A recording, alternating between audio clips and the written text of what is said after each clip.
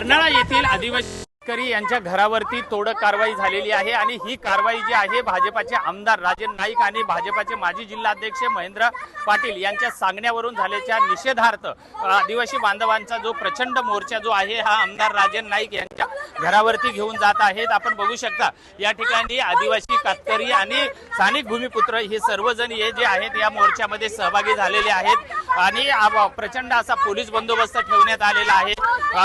13 मे रोजी ही कारवाई झालेली होती। बांगलादेशी आहेत असं समजून ही कारवाई झालेली होती। माझ्यासोबत स्वतः आदिवासी मोर्चाचं नेतृत्व करणारा शिरू वाघ आहे। शिरू, काय नेमकी मागणी आहे?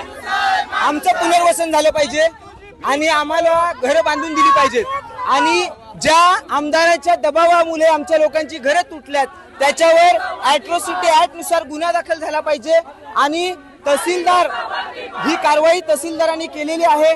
तहसीलदारांवर कोणाकोणाचे फोन आले, कोणाचे दबाव आले याचा सीडीआय काढून त्यांची कारवाई झाली पाहिजे। कोण आमदार आहे, कशामुळे, कोणत्या, आता तुमचा मोर्चा कोणाच्या घरावर जातो? आमदार राजन नाईक बीजेपीचे आमदार आहेत, त्यांच्या घरावर आमचा मोर्चा चाललाय। आपण बघितलेलं आहे की आमदार राजन नाईक यांच्या घरावर हा मोर्चा या ठिकाणी घेऊन जात आहे। माझ्यासोबत काही महिला आहेत, काय भावना आहे? आमची भावना एवढीच आहे का आमचा हक्क आम्हाला मिळाला पाहिजे।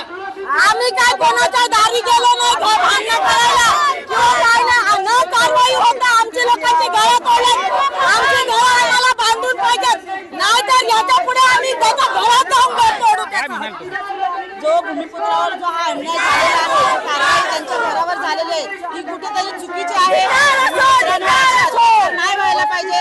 हेच आज परत मिळवून द्यावे। निश्चितच आपण बघितलेलं आहे की आमदाराच्या घरावर इथल्या आदिवासींनी मोर्चा काढणं ही वसई विरार नालासोपाऱ्यातली पहिलीच वेळ आहे आणि जी अर्नाळ्यामध्ये जी तोडक कारवाई झालेली आहे, महसूल विभागाने जी कारवाई केलेली आहे, ही कारवाई जी आहे ही केवळ भाजपाचे आमदार राजन नाईक यांच्या सांगण्यावरून झाला असल्याचा या लोकांचा आरोप आहे। आपण जर बघितलं तर मोर्चामध्ये प्रचंड असा आदिवासी जनसमुदाय या ठिकाणी तैनात सहभागी झालेला आहे आणि या सर्व आदिवासींचं म्हणणं एवढंच आहे, जर सत्ताधाऱ्यांकडून आमच्या गोरगरिबांची घरं तोडल्या जात असतील तर शेवटी आम्ही काय करावं आणि शेवटी आम्हाला घर मिळालं पाहिजे। जे घर तोडलेलं आहे ते घर आमचं मिळाले पाहिजे। या मोर्चामध्ये जर बघितलात तर लहान मुलं, आदिवासी, वयोवृद्ध महिला, त्याचप्रमाणे सर्वच महिला पुरुष हे या ठिकाणी मोठ्या प्रमाणामध्ये सहभागी झालेले आहेत।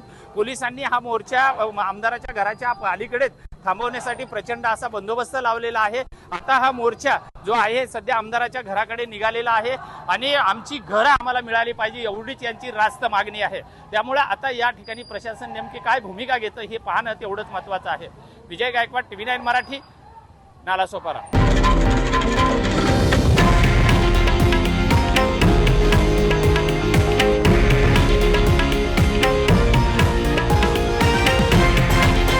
हे आहे देशातील नंबर 1 न्यूज नेटवर्क आणि आपण पाहत आहात TV9 मराठी, एकमेव।